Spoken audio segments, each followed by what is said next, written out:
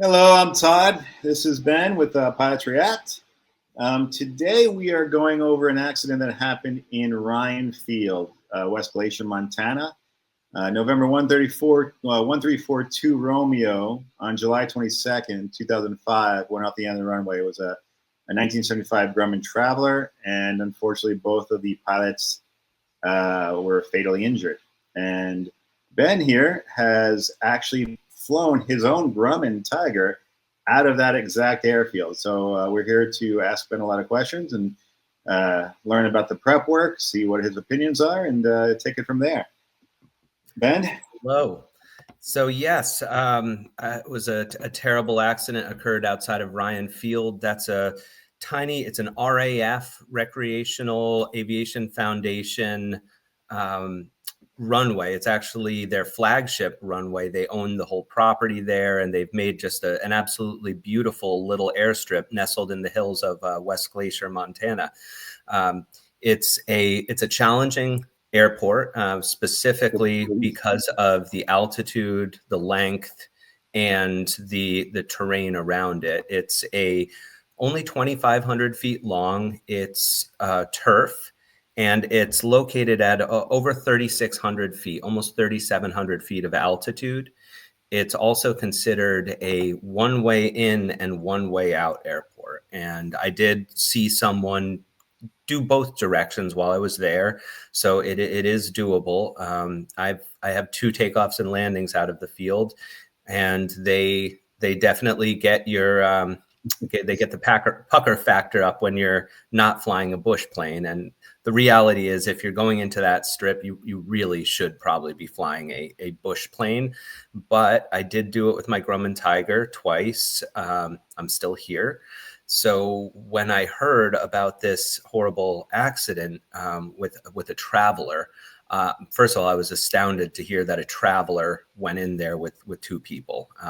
When I went in, I was one person with a good amount of gear, and I did end up having to really check my numbers to make sure that I could actually take back off with the gear. And I ended up taking off without gear, burning off fuel, and then coming back for the rest of my gear because the margins were so narrow. And I do have video, so we can show some video of what a Grumman Tiger did both landing and taking off. Now, the Traveler is the first of the Grumman 4-seat aircraft models. It only has a 150 horsepower engine. It is not even really considered a true 4-seat airplane. Not even the Tiger isn't even considered a true 4-seat airplane, in that you can't have full fuel and 4 Americans in it. My Tiger, I'm light. I can easily have 450 pounds adults in it with half fuel or less, which is perfectly sufficient. Wow. So I would be about 10 years old in order for me to weigh 150 pounds. So yeah. So then you have the Traveler, which only has 150 horsepower versus the Tiger, which has 180 horsepower, and you have 2 men on board.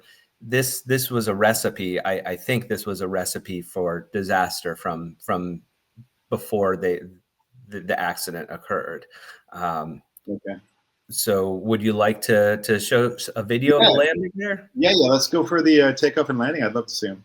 All right. So here's the pucker of this is a takeoff of a Grumman Tiger. This is your airplane, correct? This is actually you taking off. This is me taking off.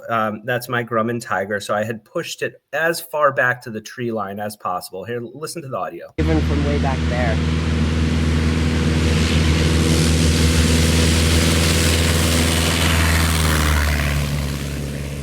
Wow. Look at how much runway he takes up. Wow. Oh my gosh, that's nuts. Does he not have flaps? See, it's really easy to take up a lot of runway. I mean... Okay, so I've got a few questions already, Ben. Yes. It seems like that's an excessive amount of runway, but reading through the preliminary report and other things, I saw that Okay, the RAF suggests that you go all the way and use all the runway. Was that actually written somewhere in the briefing? Well, good short field technique is to use all available runway. So what I had done in that one was actually I landed. Now this is 2,500 foot runway at 3,600 feet. So the rule of mountain airport altitude, not even density altitude. Exactly. That's airport altitude. So when I went in, it was cooler.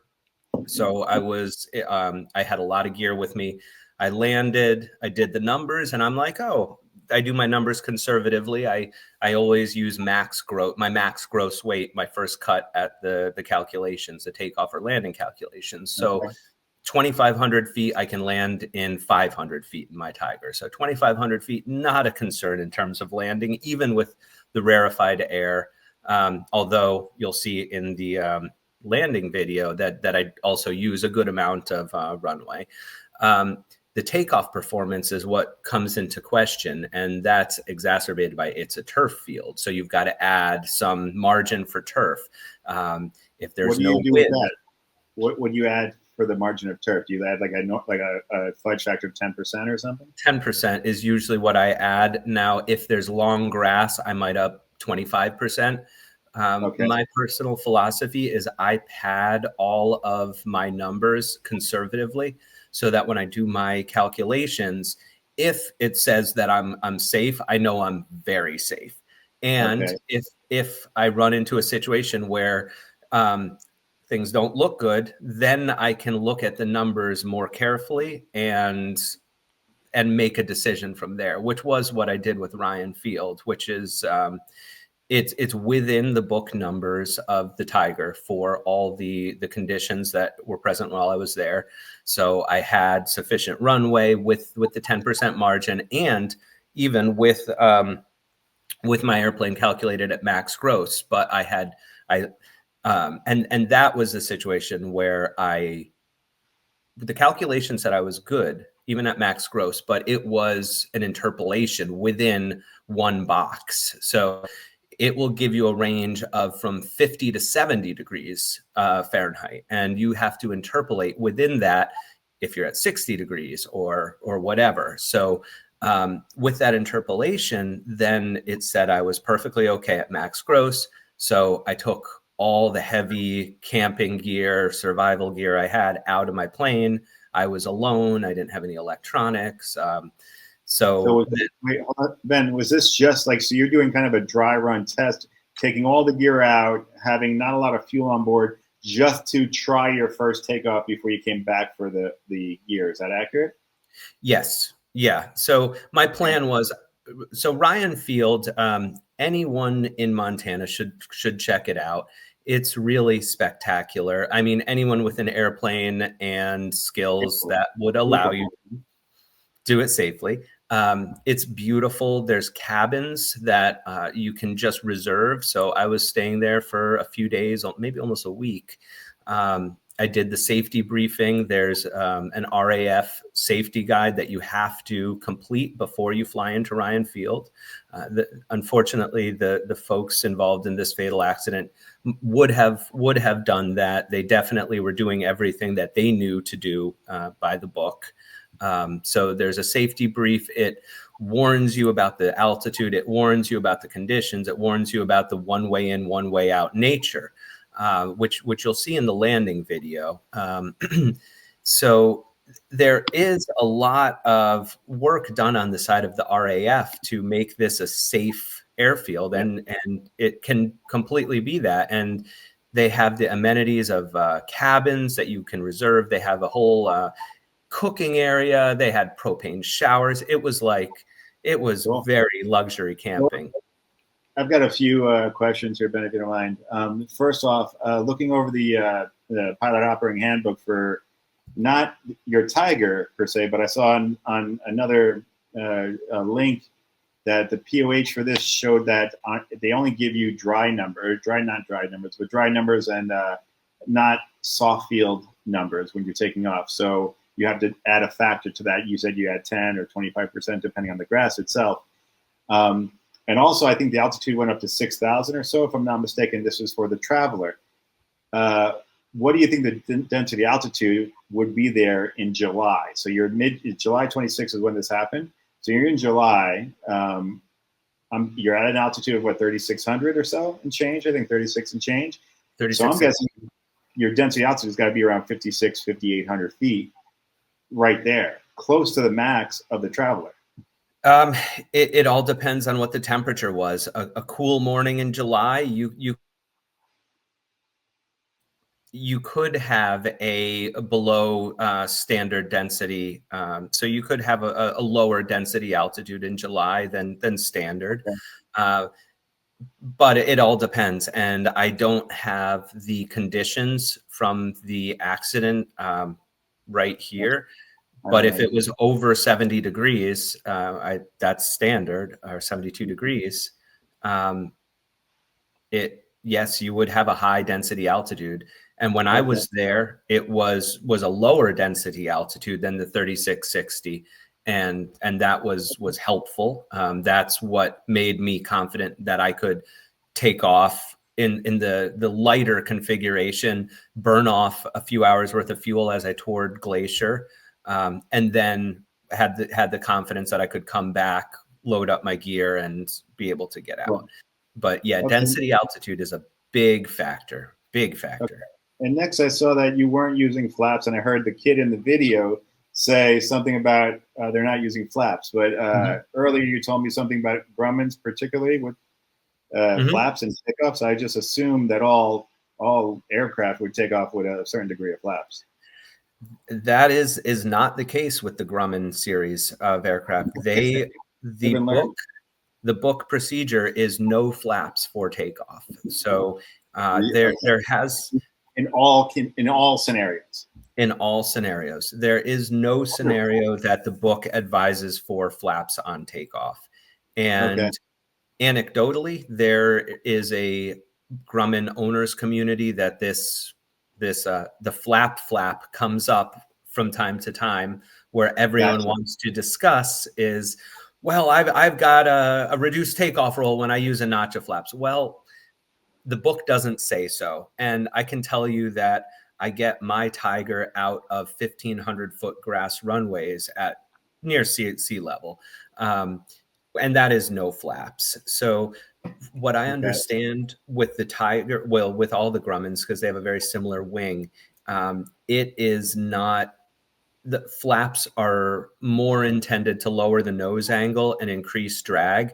They do not do much in terms of lift. And I've messed around a little with that with when I'm at best glide, which is around 70 knots, and add a little bit of flaps. Oh, and by the way, when I say a notch of flaps, on the Grumman, you just have an electric switch. You hold it for as many seconds as you want. So to know your notches, you look out the window and you see the droop angle. So for me, a notch is like 3 seconds or 2 seconds.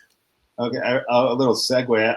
A long time back, I was playing in Level D Sims, and we were doing V1 cuts, and we were doing V1 cuts, doing engine failures past V1 and continuing and aborting. We were just playing around, doing a lot of different things. And I remember in one particular moment, we're taking off, and we continued the takeoff past V1, engine failure, something else was going on, and we are not going to make it. I knew for a fact we were not going to make it, but I don't know where it was from, years of training or messing around in Sims, or a long time ago I read Fate is the Hunter.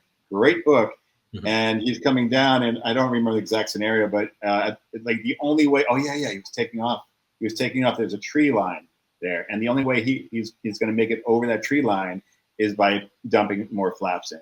So I actually asked the FO I was flying with him, I'm like, whatever it was, I don't even know the aircraft, flaps 30, flaps 45. And he's like, what? I'm like, flaps 45, as we're rolling down towards our imminent death in a simulator, mind you.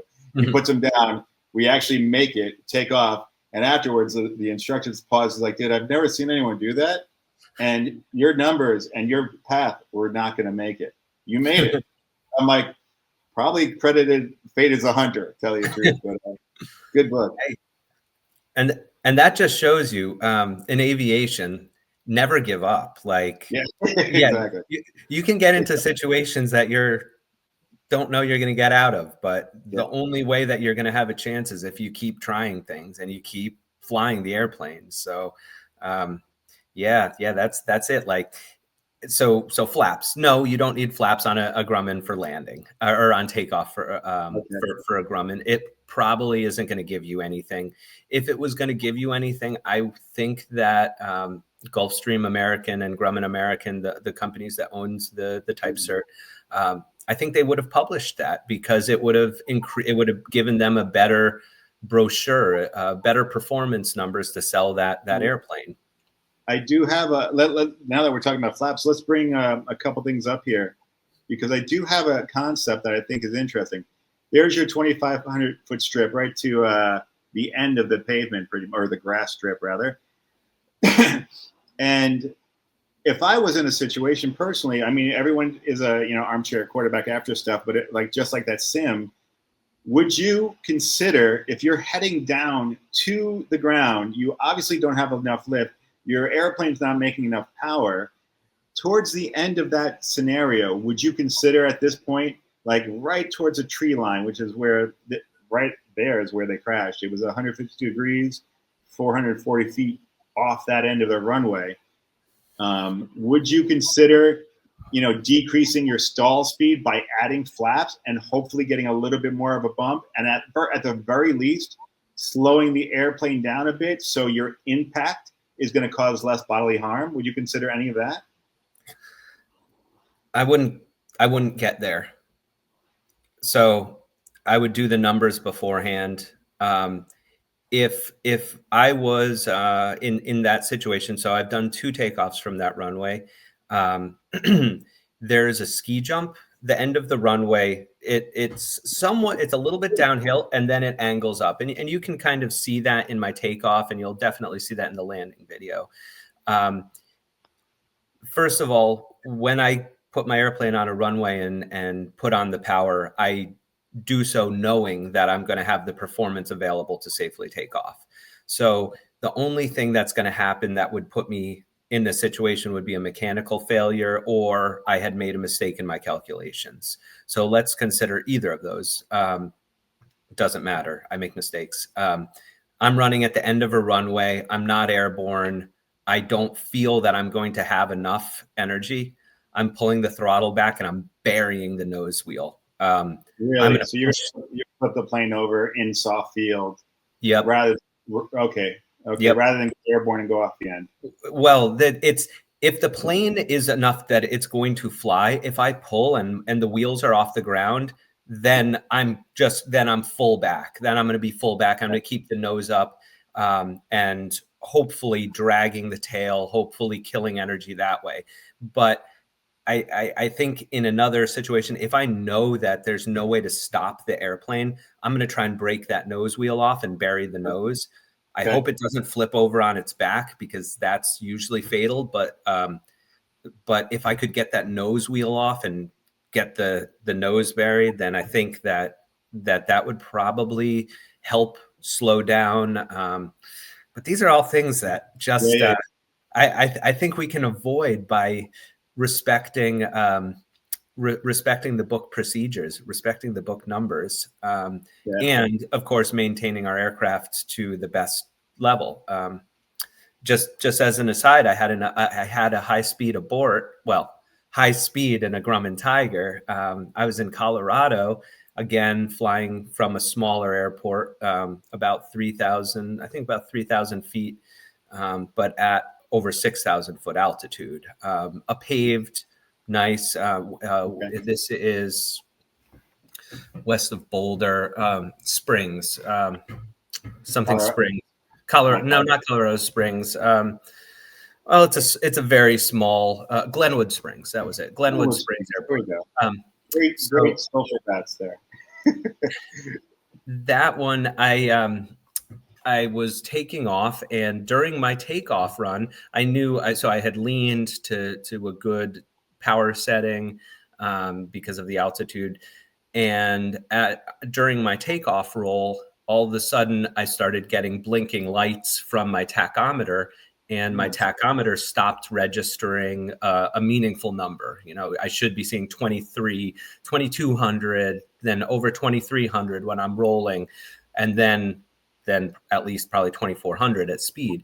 Well, I saw red lights flashing on my digital tachometer and an unreliable number. Now, my engine was making perfectly good power, but I was now well more than halfway down this 3,000 foot runway that I know I needed every last inch of.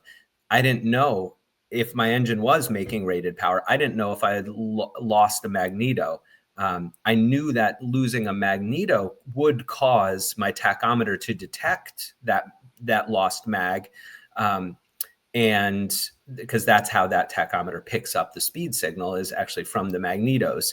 So I was suspicious that maybe I had lost a magneto, and I very quickly made the decision, you know, I've got a lot of runway. You don't need too much to stop on hard tarmac with a light airplane.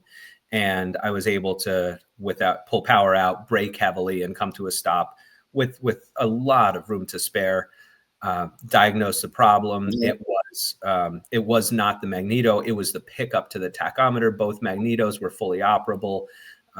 Airplane was making rated power. All I needed to do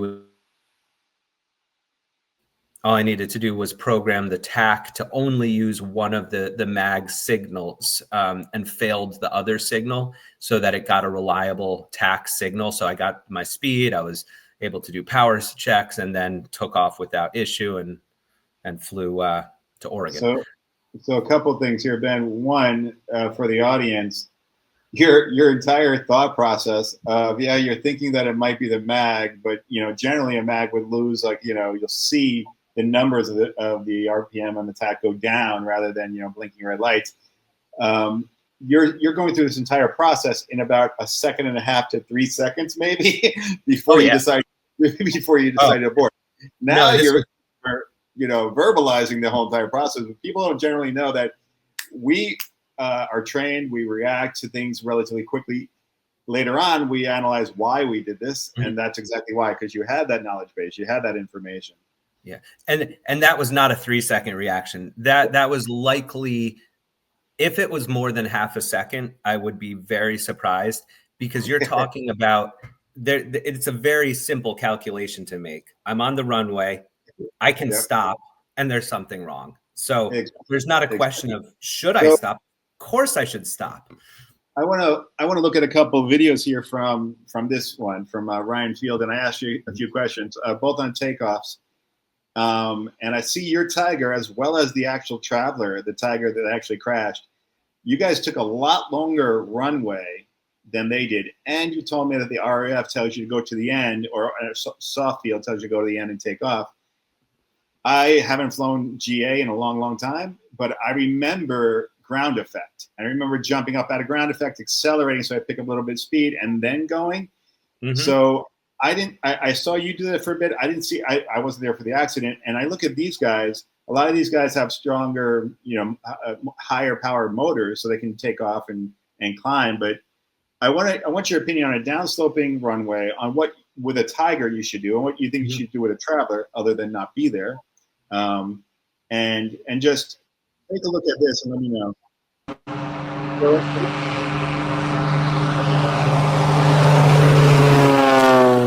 So this guy takes off way early, like no problem taking off, right? That's a Cessna 182.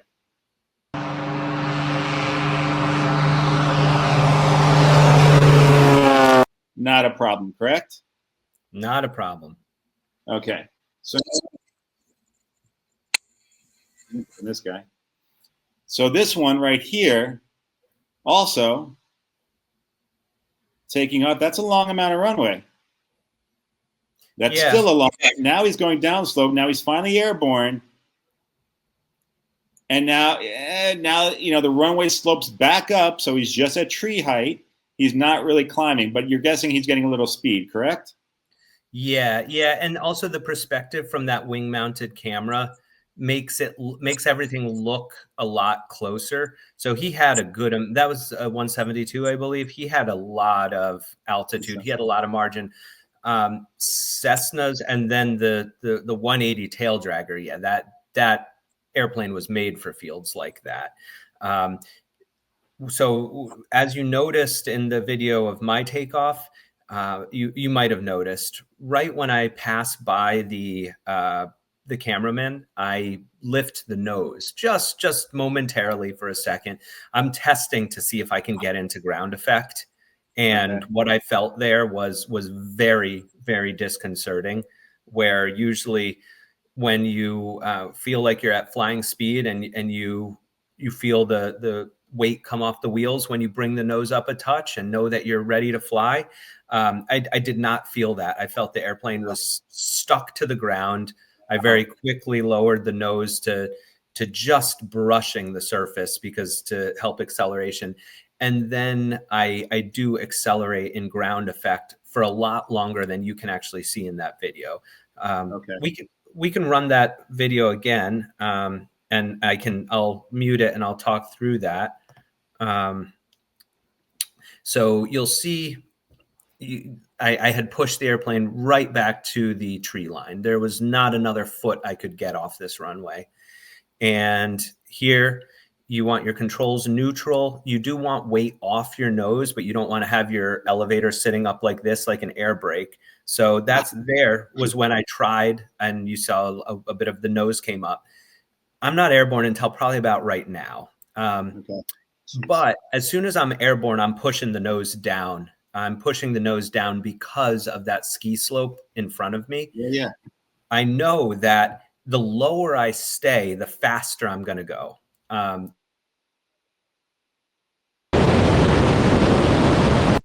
This is you're talking about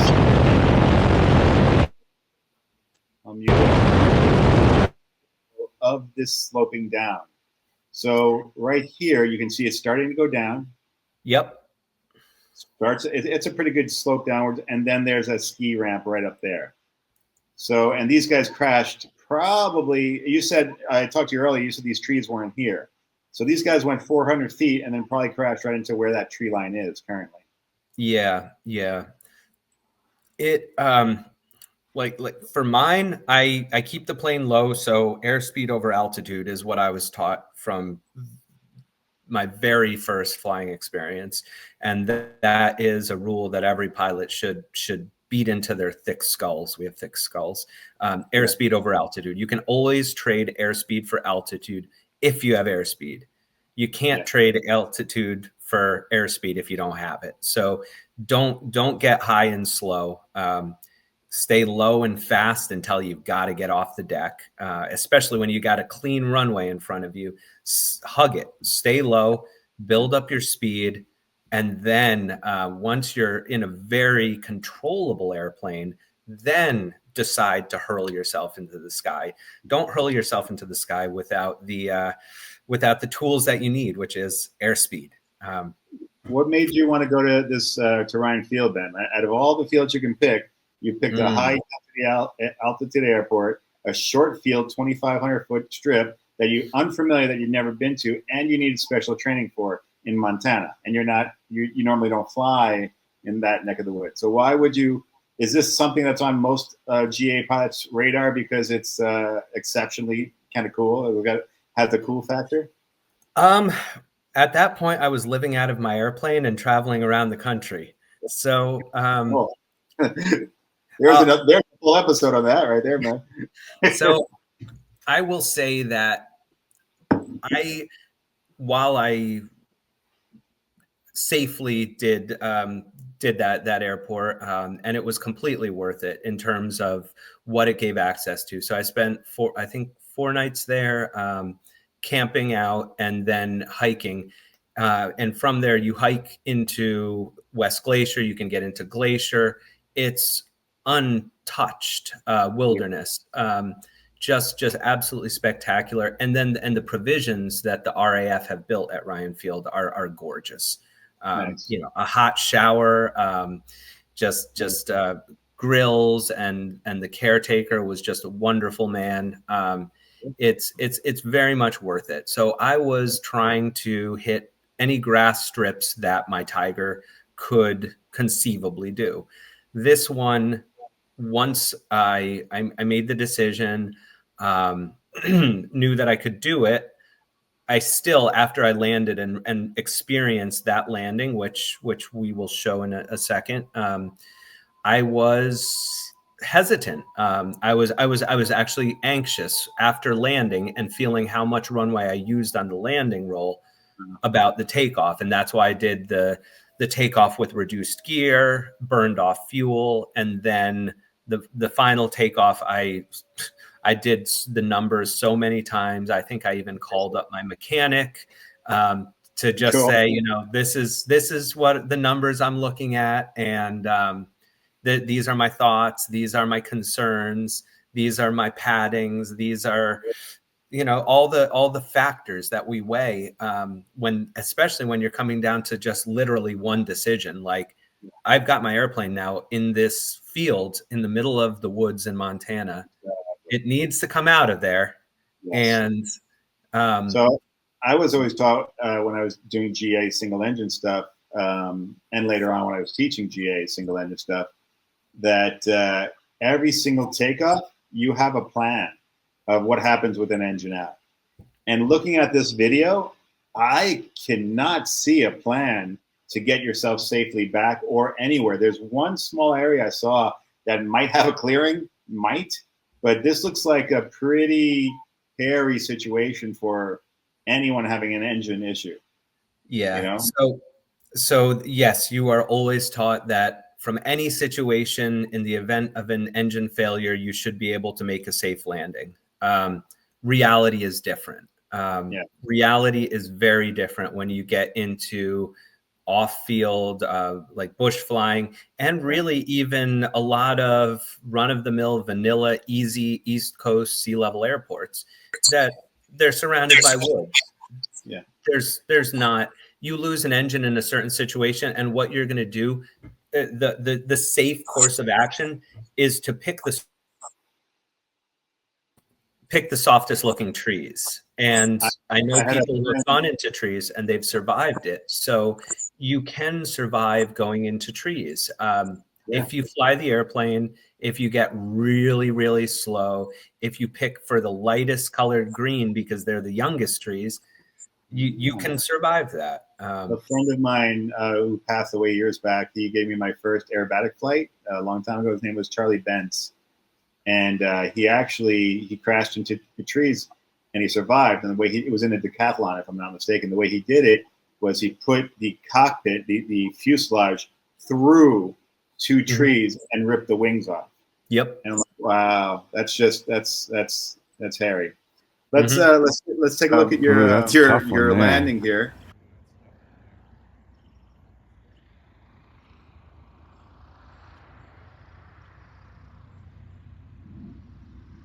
Good job.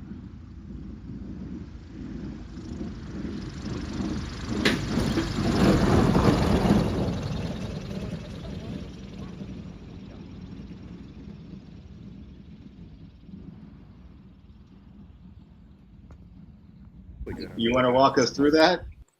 Sure. So yes, it was an aggressive slip.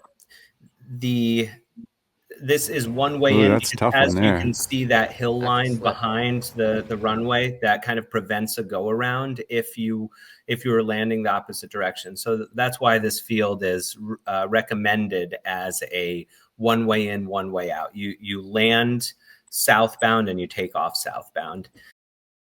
And I like to aim for the edge of the trees. That's how I get into short fields. I literally aim for the treetops, like I'm gonna take off the treetops with my prop. You're going fast right there, man.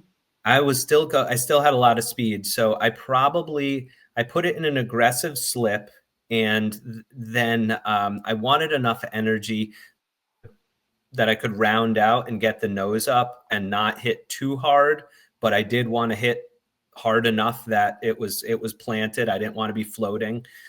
So that's why you see that I get the nose up, I round out, but it is and the fellow comments on it. It's a firm hit.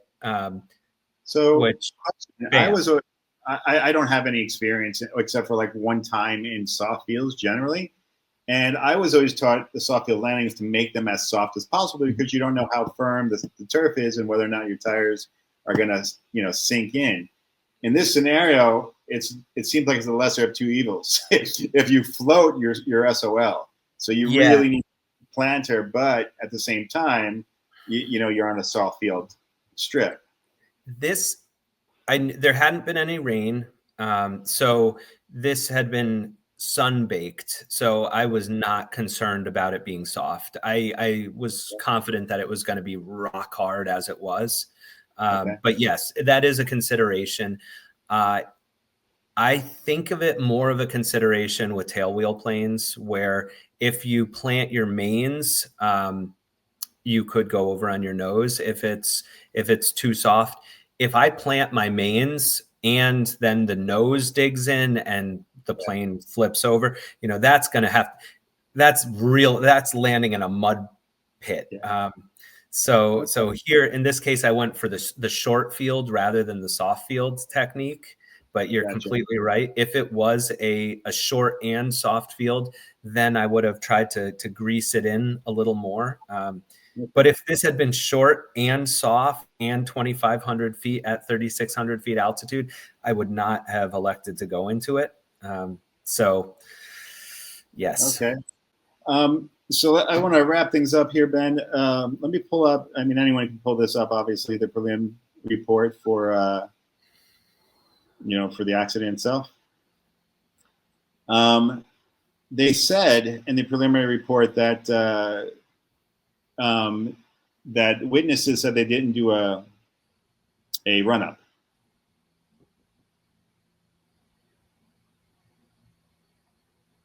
Do you know anything about them doing a run-up? Or have you ever not done a run-up? Everyone kind of always does it, chest or mags, Mm-hmm. Yeah, I'm not aware. The speculation that this could be a mechanical issue, that there could have been lesser power available. 150 horsepower, dude. That's not a very big, with two adult men in, that's a lot of weight. And, they made a short flight, if I'm not mistaken. It wasn't too far away.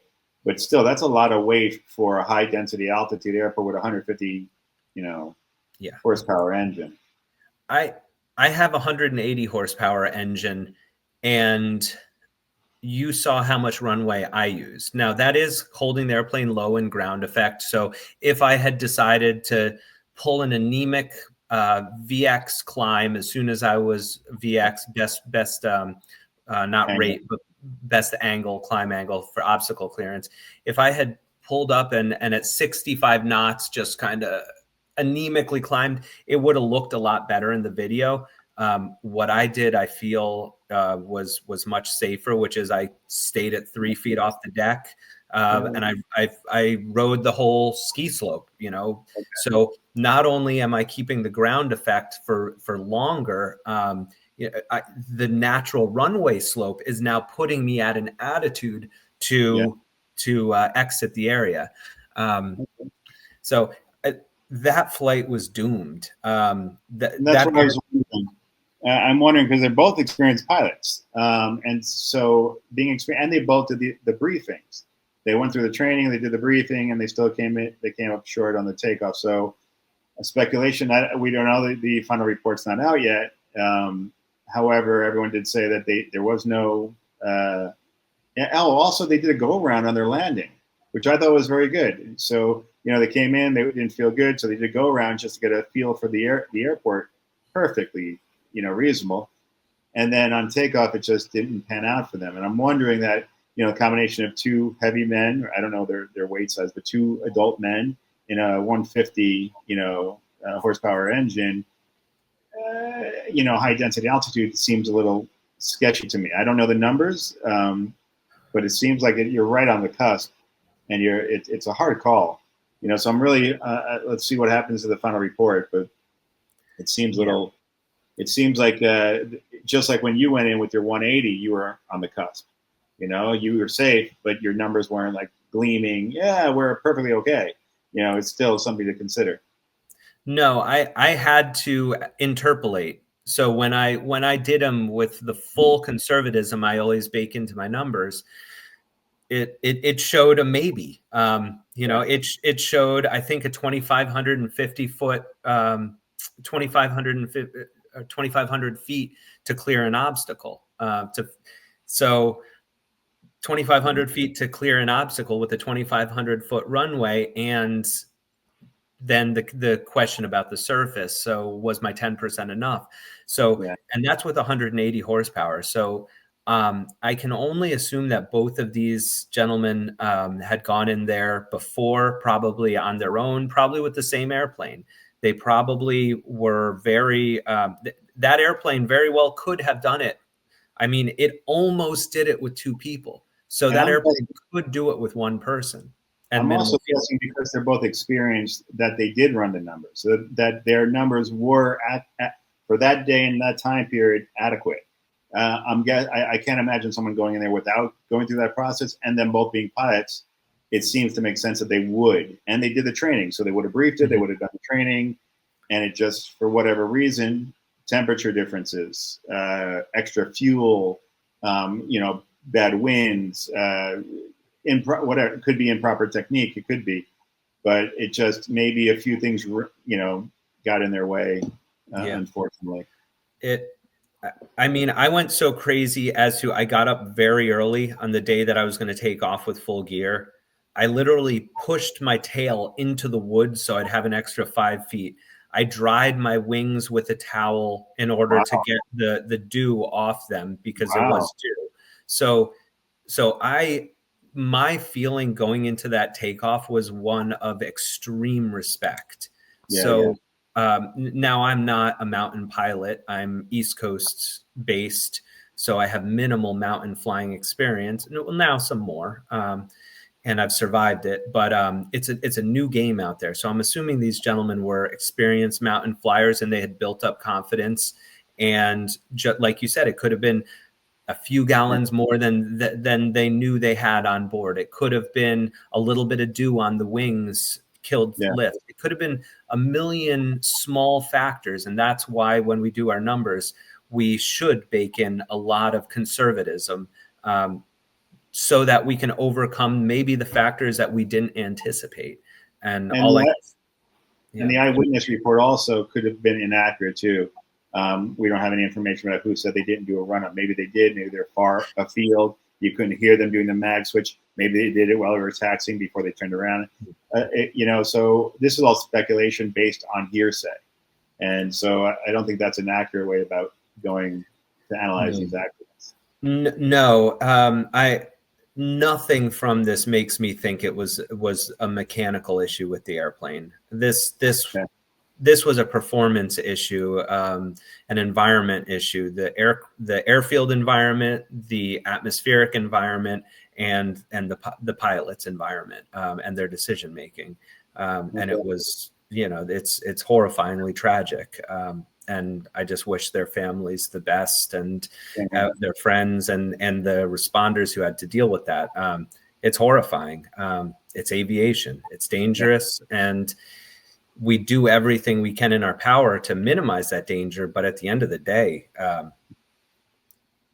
this happens. It does. All right, Ben. Well, thank you for your insight. Thank you for sharing your story into Ryan Field. Sounds like a lovely place to go with a good airplane and good conditions. You know, our deepest feelings go out to the family as well. And stay safe out there, guys. Thank you. Take care.